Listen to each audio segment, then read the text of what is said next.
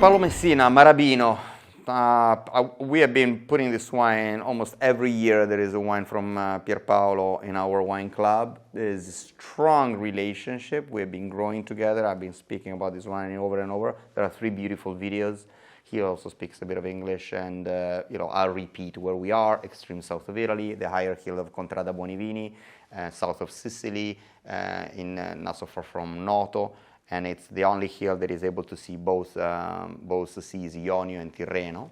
So Ionio is slightly colder than Tirreno, so there is this wind that constantly blows on the vineyards and gives to the wine a refreshing flavor you would never expect for a wine that is coming from southern northern Africa, because we're actually southern than Tunisia in this wine. And Pierpaolo I think he's a genius. He's one of the few kind of big wineries we deal with. You know that with our wine club we tend to deal with the small wineries, and big means 150,000 bottles or so. It's nothing compared to Yellowtail and other super big ones. And he was the first one that we started to do some private wines. I want to actually make it clear. When we talk about private label, it's not just sticking our name on a bottle and tell this is our wine. No, it's about starting a cooperation with the winemaker, and asking the winemaker to take some risk with us and with you, in the sense that, what if, I go there, I taste the wine and say, what if, because for example, let's see what happened with this one here specifically. Il Rosso di Contrada is a wine that you can find, possibly in good wine shops, even in US. It's kind of I wouldn't say common, in quality shops you can find it, okay? And the Rosso di Contrada, he said, okay, this is actually a blend of 5 different pieces of the Contrada Buonivini, and he showed me all the different soils and so on. And so when actually we were looking at it, I said, well, why don't you do micro-vinifications? Why don't you separate? Yes, I do actually. I harvest in different areas, and then I blend them together.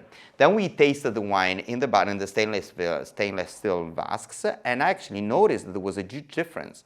And there was Coniglio and Conca and Parrino that I immediately said, wow, but you should actually private label. So you should make a wine just that, so dedicate a part of the wine production just to that part of the vineyard. They said that's a good idea. And so that's how we started the project. We called it the Burgundization of Sicily. So the idea is to divide the hill in different areas. So Conca is this one here, is actually made only for us. So we bought the entire production. I think it's 3,200 bottles.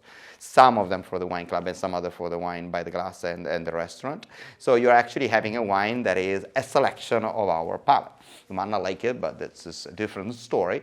And I like the idea that somehow I'm helping the winemaker to make a decision that are somehow a bit more risky. They go towards quality instead of quantity, stimulating towards the wine club and the job we were doing to create a net of artisan winemakers that they don't have necessarily to follow the rules of the marketing. They ask me for Merlot. Okay, so I have to buy some Merlot and plant some Merlot because they ask for.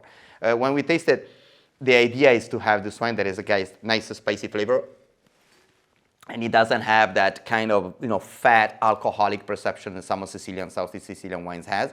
It's 11.5 degrees in alcohol, which is impossible. Trust me. We're talking about an area that it's so dry and hot that the sun is there like 365 days a year. And having a wine that is actually in the southest part of Europe, which is so light, but on the same time consistent, it's absolutely unique. This is, I would go for with some tuna fish, some grilled tuna fish would be an ideal pairing. Also some grilled vegetables.